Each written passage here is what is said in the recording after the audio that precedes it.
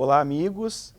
Dentro do curso de extensão e pensão alimentícia, doutrina e prática, eu tive a satisfação de convidar o professor Daniel Alt da Silva para conversar, para dialogar um pouquinho conosco a respeito de um dos temas mais polêmicos na execução de alimentos, que é o seu rito. O professor Daniel Alt da Silva, ele é associado ao IBDFAN, mestre em Direito e professor convidado no curso de especialização da PUC em Direito de Família. Então, inicialmente, eu gostaria de agradecer a presença dele e indagar como ele vê o rito da execução de alimentos no direito brasileiro. Muito bem-vindo, professor Daniel. Muito obrigado pelo convite, Daniel. Um prazer imenso estar aqui na PUC gravando esse vídeo para poder falar um pouco a respeito do rito, do procedimento, de mais ou menos como funciona a execução de alimentos dentro do nosso ordenamento jurídico, obedecendo às regras do Código de Processo Civil.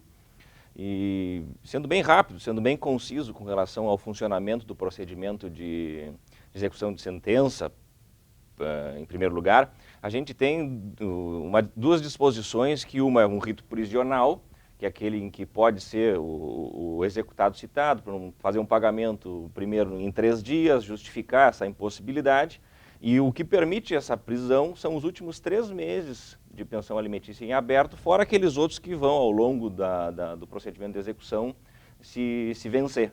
A outra possibilidade é a execução de sentença desses alimentos com base no rito de expropriação, na busca de atingir o patrimônio desse devedor para que o crédito ele seja alcançado. Então, num primeiro momento, com base num título executivo judicial. Mas também o Código de Processo Civil ele admite a possibilidade de se fazer essa execução com base num título extrajudicial e que, de igual forma, cabem essas duas possibilidades. Possibilidade da prisão também pelos 3 meses anteriores, mais aqueles que se vencem ao curso da demanda, e pelo rito também de expropriação. A única diferença de um e de outro é que a defesa, por exemplo, se é a execução de sentença, é por meio de impugnação, e quando é extrajudicial, o título vai se dar por meio de embargos à execução. E também o curioso é que eu não posso, em nenhum momento, vincular os 2 pedidos, sob pena de causar um imbróglio processual. Eu não posso acumulá-los. Ou eu escolho um rito prisional, ou eu escolho o outro, que é o da expropriação. Muito bem. Professor Daniel, eu queria lhe ouvir a respeito de 2 temas que me pareceram extremamente importantes quando eu li o Código de Processo Civil de 2015. E eu gostaria de saber se, em alguma medida, eles poderiam ajudar ou prejudicar o rito da execução de alimentos. O primeiro deles, eu gostaria de lhe ouvir um pouquinho sobre a possibilidade do devedor parcelar, eventualmente, o seu débito. Especialmente naquelas situações em que o devedor reconhece a dívida e ele oferece uma proposta de parcelamento do débito que ele tem. E, em segundo lugar, eu gostaria também de lhe ouvir um pouco a respeito da aplicação do artigo 139, inciso 4º do Código de Processo Civil, que trata de meios atípicos.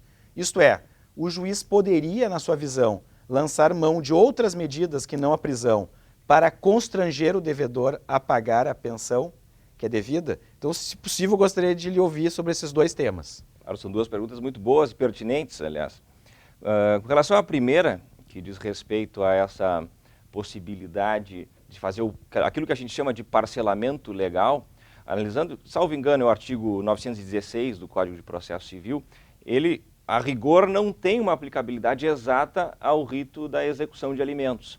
Mas, por entendimento jurisprudencial, em alguns casos, sim, é possível, inclusive pela restrição que a gente tem quando se faz uma impugnação ao cumprimento de sentença, a gente tem lá as possibilidades de se fazer a defesa, que estão lá um pouco restritas. Depois na execução também, e a mais dificultosa ainda é quando a gente vai fazer uma justificativa para evitar o decreto prisional. Então, por conta disso, e como não existe, aliás, como existe o reconhecimento desse débito alimentar, é possível, sim, em alguns casos, essa possibilidade, inclusive com agasalho na jurisprudência, se fazer esse primeiro depósito do valor de 30% da dívida e o residual ser parcelado em 6 vezes devidamente atualizadas.